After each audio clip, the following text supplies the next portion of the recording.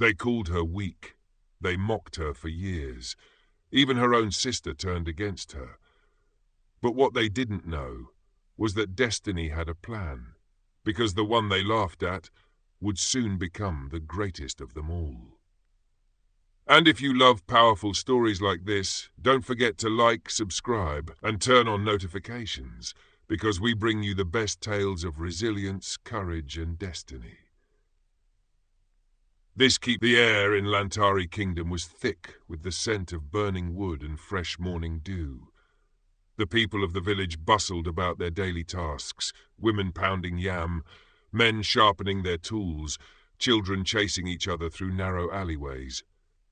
But inside a small hut near the heart of the village, the cries of newborns echoed against the clay walls.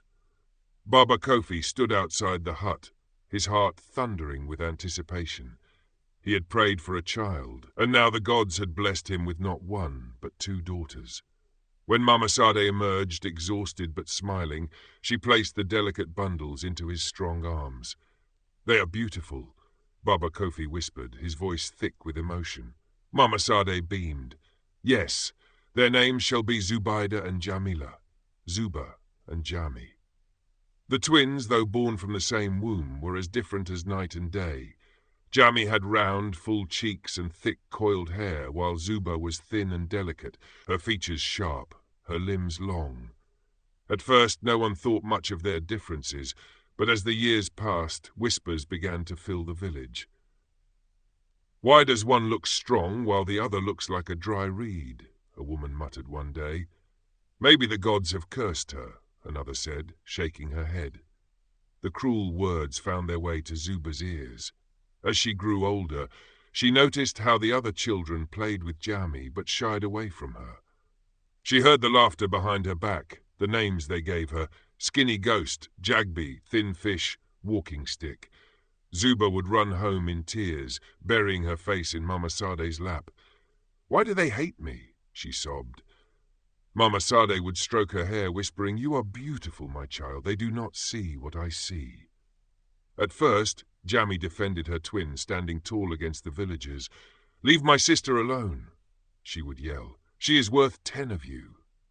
But as they grew older, something changed. Jami flourished in the village. She was strong, well-liked, and admired. She had friends in every corner, invitations to every gathering. She became the pride of their home, the one the village praised. And slowly she began to resent the shadow Zuba cast over her life. One hot afternoon, the twins walked side by side to the village market. Zuba kept her head down, her fingers clenched around the basket she carried. She knew what was coming. "Here comes the broomstick," a fish seller jeered, laughing loudly. A group of women chuckled. "Jamila, did you suck all your sister's food in the womb?" More laughter. Zuba felt her cheeks burn. She turned to Jami, waiting for her usual defense, but her twin said nothing. Zuba swallowed hard. She reached for Jami's hand, but her sister pulled away. For the first time, Jami did not stand beside her. That night, as they lay on their sleeping mats, Zuba turned to her sister. "Jami, why didn't you say anything today?" Jami was silent for a long moment. Then she sighed. "I'm tired, Zuba. I'm tired of always fighting for you. Maybe if you were different, they wouldn't mock you." The words sliced through Zuba like a blade. She turned away, tears wetting her pillow. From that moment on, Jami no longer stood up for her twin. Instead, she began to distance herself. Jami had a suitor, Malik, the son of a wealthy cocoa farmer. They had been in love for 2 years, and whispers of marriage filled the air. One evening, Malik came to their home, his expression grim. "Jami, my parents will not allow us to marry," he confessed. Jami's heart pounded. "Why?" "They believe." Malik hesitated. "They believe your sister's condition is a sign of weakness, that it could be passed on to our children." Jami gasped. "What? That's ridiculous." But Malik shook his head. "They will not change their minds. I have no choice." Jami's world crumbled. She watched the man she loved walk away, leaving her standing alone. And in that moment her grief twisted into anger. Anger not at Malik's parents, not at the village, but at Zuba. "This is your fault," Jami seethed. "You ruined my life." The next morning, when Zuba entered the kitchen to prepare breakfast, she found the pot overturned, the food spilled on the ground. She looked up to see Jami standing there, arms crossed, a wicked glint in her eyes. "Why did you do that?" Zuba gasped. Jami smirked. "Because I can." Days passed, and Jami's cruelty only grew. She mocked Zuba in public, laughed along with the villagers, whispered insults that cut deep. But the worst came one evening when Zuba prepared her bath, only to feel a horrible itching spread over her body. She screamed, clawing at her skin. Mama Sade and Baba Kofi rushed in, rubbing her body with palm oil to soothe the pain. Through her blurred vision, Zuba saw Jami laughing. It was then that she realized her own twin sister had become her greatest enemy. Meanwhile, excitement buzzed through Lantari and its neighboring kingdoms. The Queen Maiden competition, held once every decade, was approaching. Each kingdom would send 3 of their finest maidens to compete in various challenges: strength, intelligence, and grace. One afternoon, while fetching water at the stream, Zuba met an unfamiliar man. He was Waziri, one of the competition's organizers from a neighboring kingdom. The moment he saw Zuba, his eyes widened. "What beauty is this?" he murmured. Zuba stiffened, expecting another insult. "Are you mocking me?" she asked bitterly. But Waziri smiled. "Mock you? No, you have a rare beauty, one that stands out." Zuba laughed dryly. "If only my village thought the same." Waziri's expression grew serious. "Then let them see. Come to the competition. Even if you do not compete, come and witness what is possible." Zuba hesitated, but later that night, as she lay awake, she made a decision. For the first time in her life, she would step into a world that did not expect her to win. On the day of the Queen Maiden competition, the entire village of Lantari was buzzing with excitement.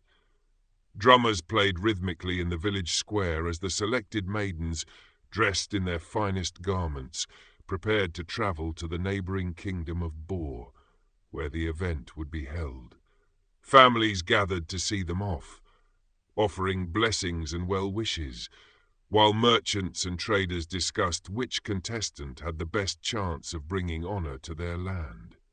Zuba stood at the edge of the crowd, watching silently. She had never imagined herself as part of such an event, and yet Waziri's words from the stream lingered in her mind. "Come and witness what is possible." She wasn't sure why she had agreed to attend, but something inside her told her that this day would change her life.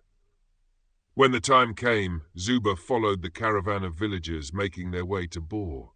The journey took half a day, with the scorching sun overhead and the sound of footsteps crunching against the dry earth. Jami walked ahead, surrounded by her friends, basking in the admiration she had always received. She barely acknowledged Zuba, as if pretending she didn't exist. It was nothing new, but somehow the weight of it felt heavier that day. As they arrived at the Grand Palace of Bor, Zuba was awestruck. The kingdom was larger and richer than Lantari, with towering walls and golden decorations shimmering in the sunlight. The palace grounds were lined with banners bearing the symbols of each participating kingdom, and a large open space had been set up for the competition. One by one, the maidens representing each kingdom were introduced. The crowd cheered for them, whispering excitedly about their beauty, their grace, their skills. Zuba had barely settled into a quiet corner when an unexpected announcement echoed through the air. "The host king himself has chosen an additional contestant for this year's Queen Maiden competition."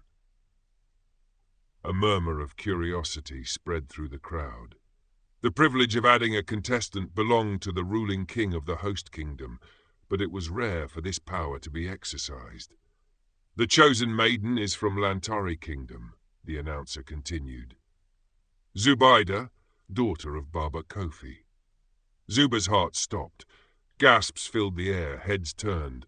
She felt the weight of 1,000 eyes upon her, each one laced with shock, confusion, or in some cases amusement. "A mistake, surely?" someone whispered. "A skeleton competing?" Another laughed. Zuba's hands trembled at her sides. Her breath came in short, rapid bursts. She hadn't volunteered for this, hadn't even imagined it. And yet, as she looked across the platform, she saw Waziri standing among the dignitaries, giving her a firm nod.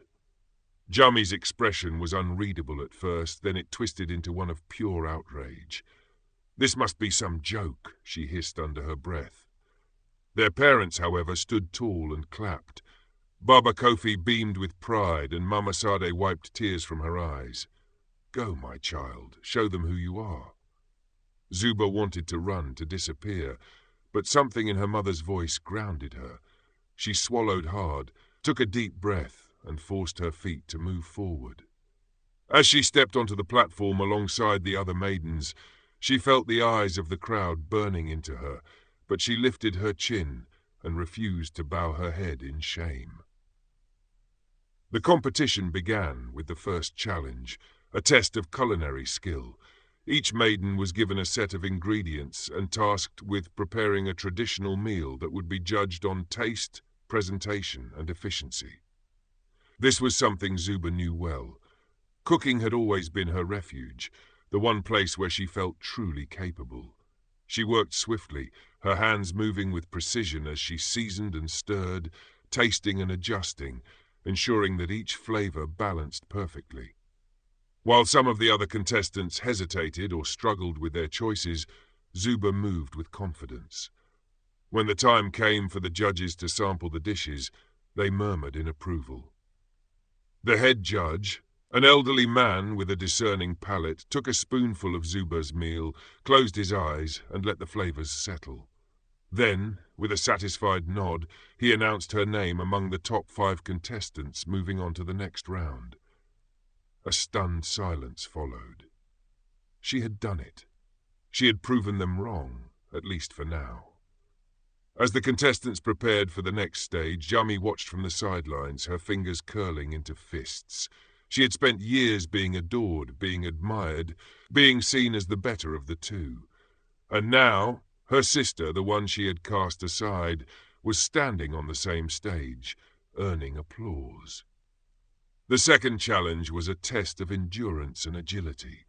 The remaining 5 contestants were taken deep into the nearby forest, where a hidden treasure had been placed among the trees. The first maiden to retrieve it and return would be declared the winner. But there was a twist. A river lay between the contestants and the treasure, and they would have to swim across it before they could even begin their search.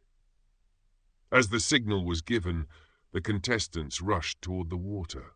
Some hesitated, unsure of their swimming skills, but Zuba did not. Years of walking long distances to fetch water had made her limbs strong, and her light frame allowed her to move quickly. She dove into the river, her arms slicing through the water with ease. One of the other maidens, Sophia, reached the shore just seconds after Zuba.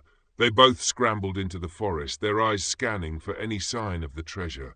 Minutes passed, sweat dripped from Zuba's forehead, her breath came in sharp pants. Then, just ahead, she saw a glint of something blue hidden among the trees. "There it is!" she gasped. Sophia heard her and immediately sprinted in the same direction. A race began, their feet pounding against the forest floor. Just as Zuba reached for the object, her dress snagged on a branch and she stumbled, crashing to the ground. Sophia seized the treasure and took off running. Zuba cursed under her breath, pushing herself up, ready to chase after her. But then something caught her eye. Scattered around the area were multiple blue objects, too many for there to be just one true treasure. Her heart pounded. It was a trick. Instead of chasing Sophia, Zuba turned her attention upward. A golden box sat nestled in the branches above her, hidden just out of sight. The real treasure. Summoning her strength, she climbed the tree with ease, her nimble body working in her favor. She grabbed the box, held it tightly against her chest, and began the journey back. By the time she reached the riverbank, the other contestants had already returned, celebrating what they thought was their victory. The crowd was cheering, convinced Sophia had won. Then silence fell as Zuba emerged, carrying the golden box. Gasps filled the air. The judges stepped forward, unrolling a cloth that depicted the true treasure the contestants were meant to find. And there it was, an exact replica of what Zuba held in her hands. The true winner of the Queen Maiden competition, the head judge announced, is Zubaida of Lantari Kingdom. The crowd erupted in shock and disbelief. Jami's face twisted with fury. Zuba's parents wept with pride. And for the first time in her life, Zuba stood tall, not as the girl who had been mocked, not as the twin who had been cast aside, but as the Queen Maiden of the Three Kingdoms. She had won, and the world would never see her the same way again. The crowd stood frozen for a moment, their disbelief thick in the air. Then murmurs turned to gasps, and gasps erupted into full conversations. People pointed at Zuba, whispering among themselves. Could it really be? The same girl they had mocked for years now stood victorious before them. Jami's face burned with anger. She could feel the judgmental stares of the villagers who had once praised her. She had been the golden child, the admired one, and yet now it was Zuba who stood basking in glory. She clenched her fists so tightly that her nails dug into her palms. The king of Boar rose from his seat, clapping his hands slowly, deliberately. "It seems we have underestimated this young woman," he declared. Not only did she complete the competition with skill and strength, but she also displayed intelligence by recognizing the true treasure. His voice carried authority, and at his words, the audience broke into reluctant applause. Some clapped out of genuine admiration, others of sheer obligation, but there was no denying the reality. Zuba had won. Baba Kofi and Mama Sade ran forward, their faces wet with tears of joy. "My daughter," Mama Sade cried, embracing Zuba tightly. "You have made us proud." For a moment Zuba could not find the words to respond. She had spent her entire life believing she was nothing, that she was meant to shrink away from the world's cruelty. But now, standing before hundreds of people, holding the golden box that symbolized her triumph, she finally understood. She was more than what they had said about her, more than their laughter, their scorn, their dismissal. She was worthy. Jami's hands trembled at her sides. She could feel her chest tightening with the weight of resentment. She had lost everything, her love, her reputation, and now even her place as the favored twin. She wanted to leave, to turn her back on it all, but something inside her rooted her to the ground. One of the village elders stepped forward, bowing slightly before the king of Boar. "Your Majesty," he said, "as the winner of the Queen Maiden competition, Zubaida is entitled to a great reward. What shall she receive?" The king looked at Zuba with interest. "Traditionally, the winner is gifted treasures, gold, silk, fine jewelry, but I sense that is not what this young woman desires." He stepped closer to Zuba, his gaze searching. "Tell me, child, what would you ask of me?" Zuba hesitated. She had never been given a choice before, never been asked what she wanted. The weight of it pressed against her chest. She could ask for wealth, for luxury, for anything her heart desired. But as she looked across the sea of faces, her eyes fell on Jami. Her twin stood rigid, her lips pressed together in a thin line, refusing to meet Zuba's gaze. And then she knew. Taking a deep breath, Zuba stepped forward, lifting her chin. "Your Majesty, I do not seek riches," she said firmly. "All I ask is that my village learns from this moment, that they never again judge someone based on their appearance, that no other child suffers what I suffered." The crowd fell silent. The king smiled, impressed. "You ask not for yourself, but for your people. A noble request indeed." He turned to the gathered villagers, his expression turning serious. "Let this be a lesson to you all. Strength does not always lie in what the eyes can see. Beauty does not always conform to what you expect. And true worth is proven through actions, not mere words." He then gestured to one of his guards. "Prepare the rewards for the victor. She shall have not only the treasures of the kingdom, but also the honor of being an advisor in the next Queen Maiden competition." More gasps rippled through the crowd. This was an honor far beyond what any previous winner had received. Jami's breath hitched. An advisor? That meant Zuba would hold an important role in future competitions, that she would be seen and respected not just today, but for years to come. Zuba turned to the villagers, her heart pounding. For years she had dreamed of this moment, not of winning, but of being acknowledged. She searched their faces, wondering if they truly saw her now. At first the crowd hesitated, then slowly the applause grew. People stepped forward, offering smiles, kind words, and even apologies. The same villagers who had once taunted her now looked at her with admiration. It should have felt like victory. But as Jami turned away and began walking toward the village gates, Zuba realized that one apology still remained unspoken. That evening, as the celebrations continued, Zuba found herself unable to enjoy the feast set before her. The palace servants had laid out a banquet, filling the tables with fragrant stews, roasted meats, and sweet cakes. Music played and laughter filled the air, but something inside her remained unsettled. She rose from her seat and slipped out into the cool night air. The palace gardens were quiet, save for the soft chirping of insects. As she wandered down the path, she saw a familiar figure sitting on a stone bench, her back turned. Jami. Her twin sat motionless, her hands clasped together, her head bowed. She hadn't joined the celebrations, hadn't even acknowledged Zuba since the competition had ended. Zuba stepped forward, hesitating before speaking. "You missed the feast." Jami didn't turn. "I wasn't hungry." Silence stretched between them. For the first time in a long time, they were alone.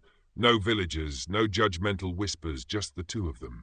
Zuba took a slow breath. "Jami, I never wanted to take anything from you." Jami let out a bitter laugh. "And yet you did." "I didn't take your place," Zuba said softly. "You gave it up when you let yourself believe that the only way to shine was by dimming my light." Jami's shoulders tensed. "You don't understand." "Then make me understand."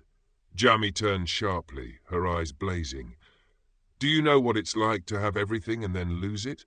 To be the one people admire, the one people love, only to have it ripped away? Do you know how it felt when Malik left me, when the villagers stopped seeing me as perfect because I stood up for you? You ruined everything, Zuba. You ruined me." Zuba's heart clenched. "I never wanted you to lose anything, Jami. I only wanted to exist without being made to feel like I shouldn't." Jami's expression faltered. She looked away, her voice suddenly small. "I don't know how to undo what I've done." Zuba reached forward, placing a gentle hand on her sister's arm. "You don't have to undo it. Just start again." Jami's lips parted, but no words came. For years she had carried resentment, had convinced herself that Zuba was the cause of her suffering. But looking at her now, standing strong yet still willing to forgive, something inside her cracked. A tear slid down Jami's cheek, and then another. She let out a shaky breath. "I was a terrible sister." Zuba smiled softly. "Then be a better one." Jami let out a choked laugh. For the first time in years, the tension between them eased. She reached forward hesitantly, and Zuba pulled her into a tight embrace. As they stood together beneath the moonlit sky, Jami whispered, "I'm sorry." And for the first time, Zuba truly believed that she meant it. The night was still, the moon casting a soft glow over the palace gardens. Zuba and Jami remained in their quiet embrace, neither speaking for a long time. The weight of years of resentment, jealousy, and pain hung between them, but in that moment, something fragile and new began to bloom. Zuba let out a breath she hadn't realized she was holding. "Let's go inside," she said finally, her voice barely above a whisper. "The others will wonder where we are." Jami wiped her face quickly and shook her head. "I can't," she admitted. "I don't know how to face them." Zuba studied her sister for a moment. She had always envied Jami's confidence, her effortless way of drawing people to her, But now she saw the cracks beneath the surface, the wounds Jami had hidden even from herself. "You don't have to know how," Zuba said. "You just have to start." Jami looked at her, uncertain, but something in Zuba's expression reassured her. With a small nod, she followed her sister back toward the celebration. Inside, the feast was still in full swing. Laughter echoed through the great hall, and the rich aroma of roasted meat and fresh bread filled the air. Zuba felt the shift the moment she stepped in. The villagers, the nobles, even the other contestants all turned to look at her, not with mockery, not with disdain, but with something that almost resembled respect. A servant hurried over, bowing slightly. "The king has asked for you." Zuba hesitated before glancing at Jami. Her sister offered a small, hesitant nod. With that, Zuba stepped forward, weaving through the crowd toward the grand table at the center of the hall where the king sat. The king of Bor, a wise-looking man with deep lines around his eyes, studied her as she approached. Beside him, his advisers murmured among themselves, their expressions unreadable. "You have surprised many today, Zubaydah of Lantari," the king said, his voice carrying through the hall. "Few expected you to win. Even fewer expected you to win with such wisdom." Zuba lowered her head slightly. "I only did what I believed was right, Your Majesty." The king chuckled, clearly pleased by her humility. "That is precisely why you stand here now." He turned to his advisers, nodding to one of them, who stepped forward holding a small wooden box. The adviser placed it before Zuba and opened it to reveal a delicate golden pendant shaped like a crescent moon. "This," the king continued, "is a symbol of wisdom and leadership. It is given only to those who have proven themselves worthy, not just in battle or skill, but in heart." He gestured for Zuba to step forward. "Kneel." Zuba hesitated, glancing toward the crowd. She caught sight of her parents, their faces glowing with pride. Jami stood beside them, hands clasped tightly together, her expression unreadable. Slowly, Zuba lowered herself onto one knee. The king lifted the pendant and placed it around her neck. "With this, you are not just the Queen Maiden. You are now an honored figure in the Three Kingdoms, a symbol of resilience and strength." He paused, then added, "And should you ever seek a place beyond your village, my kingdom will welcome you." Zuba's breath caught in her throat. It was an offer unlike anything she had ever imagined. A new life, a fresh start, a chance to leave behind the village that had scorned her for so long. But even as the thought settled in her mind, another truth emerged. Lantari was her home. And for better or worse, she had won not just for herself, but for every other girl who had ever felt like she didn't belong. She bowed deeply. "Thank you, Your Majesty. I will honor this gift." The hall erupted into cheers. The weight of the pendant felt warm against her skin, not just in its worth, but in what it represented.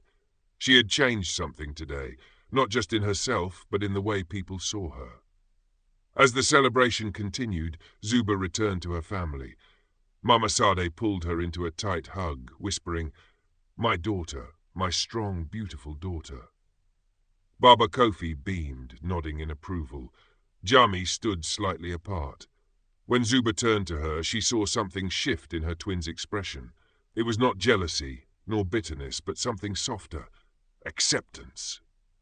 That night, when the festivities ended, the people of Lantari and the neighboring kingdoms prepared for their journey home. As the caravan made its way back, Zuba sat beside Jami on the wagon, feeling the cool breeze against her skin. Jami was quiet for a long time before finally speaking. "What will you do now?" Zuba glanced down at the pendant resting against her chest. "Live," she said simply. "For the first time, I think I finally know how." Jami nodded, her gaze distant. "I don't know how to be like you." Zuba smiled, nudging her playfully. "You don't have to be like me. Just be better than who you were yesterday." For the first time in what felt like forever, Jami laughed. And as the sun began to rise on the horizon, painting the sky with shades of gold and pink, the two sisters sat together, not as rivals, not as enemies, but as family. and perhaps in that lay the truest victory of all. As the caravan rumbled across the dusty path back to Lantari, Zuba found herself staring out at the horizon, the golden pendant resting lightly against her chest. The weight of the competition, of her victory, of everything that had changed between her and Jamie, still settled deep in her bones. She had never imagined this moment, returning home not as the scorned twin, not as the subject of cruel whispers, but as someone who had earned respect. And yet, a strange nervousness coiled in her stomach. Would the village truly see her differently? Would the people who had mocked her so easily now look at her with admiration?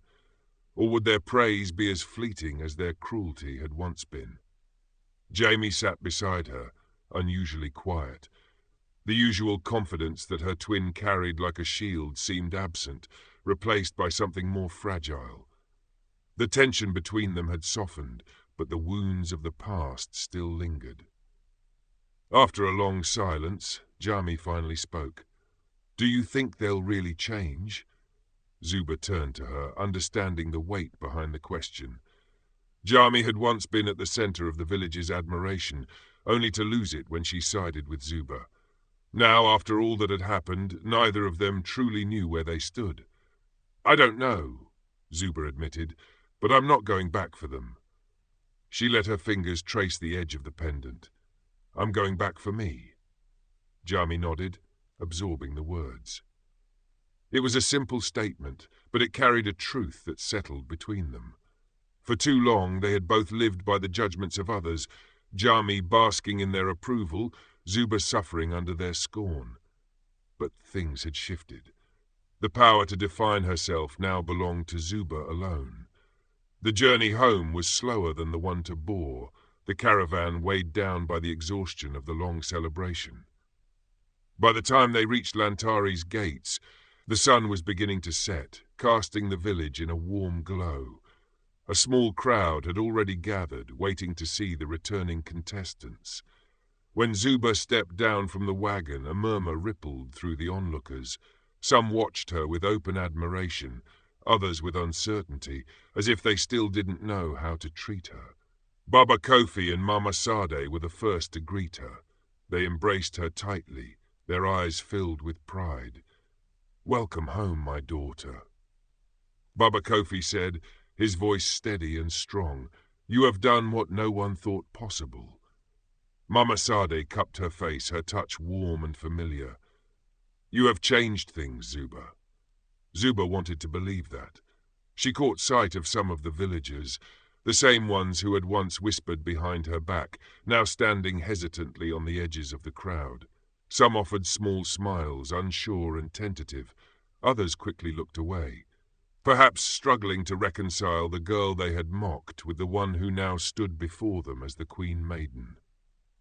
And then, to Zuba's surprise, an elderly woman stepped forward. She was one of the market vendors, one of the people who had often joined in the laughter at Zuba's expense. She hesitated before speaking. You cooked a fine meal in that contest," she said gruffly. "Maybe I was wrong about you." It wasn't an apology, not exactly, but it was something. Zuba nodded slowly. "Thank you." Another voice called out, "Zubaida, will you help teach the young girls how to cook like you?" This was followed by another, "Will you join the village council for the next festival preparations?" And then another. One by one, the villagers, those who had once excluded her, were now inviting her in. Zuba inhaled deeply, steadying herself. She had spent so long being an outsider, she had never imagined what it would be like to be welcomed. But before she could respond, another voice rang out, sharp, cutting through the moment like a blade. "This is ridiculous." Silence fell. Zuba turned, her eyes meeting those of Sophia, one of the contestants from the Queen Maiden competition. Unlike the others who had begun to accept Zuba's victory, Sophia stood rigid, her expression tight with resentment. "She won by luck," Sophia said bitterly. "A few good meals and some clever thinking, that doesn't make her special. That doesn't change who she really is." Murmurs ran through the crowd. Some looked uncertain. as if Safia's words had reignited old doubts. Jami stepped forward before Zuba could respond. "She won because she was better than you," Jami said coldly, and we all saw it. Safia's jaw tightened, her hands curling into fists. "And what about you, Jami? How does it feel to stand in your sister's shadow?" Jami flinched, and for a moment, Zuba saw the fear in her eyes, the fear that perhaps Safia was right, that perhaps after everything, Jami had lost the place she had always held in the village. Zuba's anger flared. She stepped between them, her voice steady. "I never wanted to take anyone's place, Safia. Not yours, not Jami's. I only wanted to be seen." Safia scoffed. "And now you are, but let's see how long it lasts." With that, she turned and walked away, her frustration evident in every step. The crowd remained quiet, waiting to see how Zuba would react. She let out a slow breath. She would not fight for their approval, not anymore. Whether they accepted her or not, she knew who she was now. Turning to Jami, she reached for her sister's hand. "You don't have to stand in my shadow," she said gently. "There's room for both of us." Jami looked at her for a long moment, then gave a small, hesitant smile. The weight of their past hadn't disappeared, but it was lighter now. That night, Zuba sat outside their home, watching the stars. Jami joined her, sitting beside her in silence. "What if I don't know who I am without the village's approval?" Jami asked quietly. Zuba thought for a moment. "Then maybe it's time you decide that for yourself."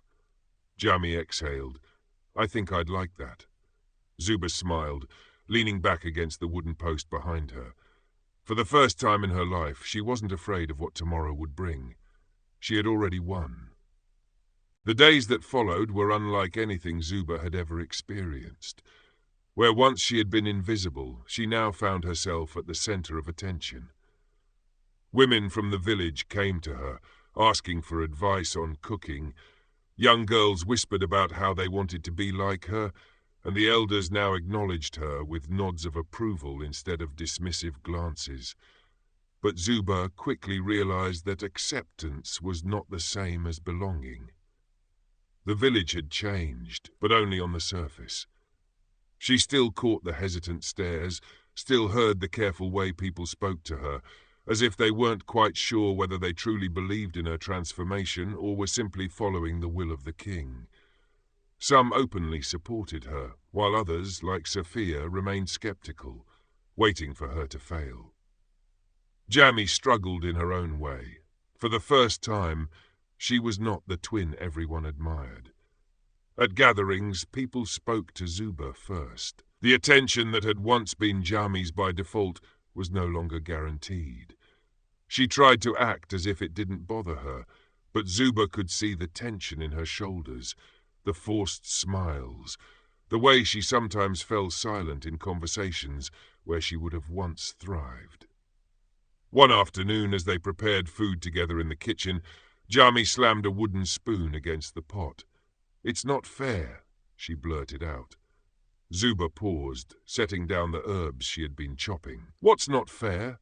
Jami exhaled sharply. "You, this, everything." She gestured vaguely around them. "I spent years building a place for myself in this village, and now I don't even know who I am anymore." Zuba frowned. "Jami, I never wanted to take your place." Jami let out a bitter laugh. "I know that, but that doesn't change the fact that you did." She crossed her arms, avoiding Zuba's gaze. "Now when people see me, all they think about is how I turned against you, how I treated you." Zuba hesitated before saying, "And what do you think of yourself?" Jami's jaw tightened. "I don't know." Silence stretched between them. Then Zuba reached for a bowl and placed it in front of Jami. "Help me with this," she said simply. Jami glanced at the bowl, then at Zuba. "You're not going to lecture me?" Zuba shook her head. "You're my sister. I'd rather cook with you than fight with you." For the first time in days, Jami's face softened. With a small sigh, she picked up the spoon and began stirring. That night, Zuba sat outside their hut, staring at the moon.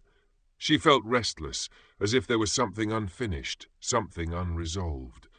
Waziri's words came back to her. Should you ever seek a place beyond your village, my kingdom will welcome you." The idea had been simmering in her mind ever since she had returned from Bor. For the first time in her life, she had a choice. She could stay in Lantari and try to carve out a place for herself in a village that was still learning how to accept her. Or she could leave, start fresh in a place where people only knew her as Zubaida, the Queen Maiden, not Zuba, the skinny girl who had been mocked all her life. The thought of leaving terrified her, but the thought of staying and never knowing what else was out there, that terrified her even more. The next morning she made her decision. At sunrise, she walked to the marketplace where Baba Kofi was already setting up his stall. When he saw her approach, he smiled. "You're up early." Zuba took a deep breath. "Baba, I need to talk to you." He studied her, instantly sensing the seriousness in her tone. "Walk with me." They moved away from the crowd, stopping near the large baobab tree that stood at the edge of the village. Zuba hesitated before speaking. "I've been thinking about leaving Lantari." Baba Kofi said nothing at first. He simply watched her, his expression unreadable. Then, after a long moment, he asked, "Where would you go?" "Bor, maybe," she said. "Or another kingdom, somewhere new." He nodded slowly, as if weighing her words carefully. "Do you want to leave because you are unhappy here?" Zuba hesitated. "Not exactly. It's just I've spent my whole life being trapped by the way people saw me. Even now, even after everything, I still feel like I don't belong. I want to know what's beyond this village. I want to see who I can be outside of Lantari." Baba Kofi sighed, rubbing a hand over his beard. "Your mother and I always knew this day might come," he admitted. "You were never meant to live a small life, Zuba." She looked up at him, surprised. "You're not angry?" He let out a small chuckle. "How could I be angry at my daughter for wanting to chase something bigger than what she was given?" He placed a hand on her shoulder. "If you go, go with your head high. But know this, you will always have a home here." Zuba felt a lump form in her throat. She nodded, suddenly feeling the weight of what she was about to do. The hardest part would be telling Jammy. That evening, as they sat by the fire, Zuba turned to her sister. "Jammy, I need to talk to you." Jammy smirked. "That sounds serious." "It is." Jammy's smile faded. "What is it?" Zuba took a deep breath. "I'm leaving Lantari." Jammy stared at her as if waiting for the punchline. When none came, she let out a hollow laugh. "You're serious?" Zuba nodded. Jammy shook her head. "You win a competition and suddenly you're too good for this place?" "That's not it," Zuba said quickly. I need to see what else is out there. I need to know if I can be more than what this village made me."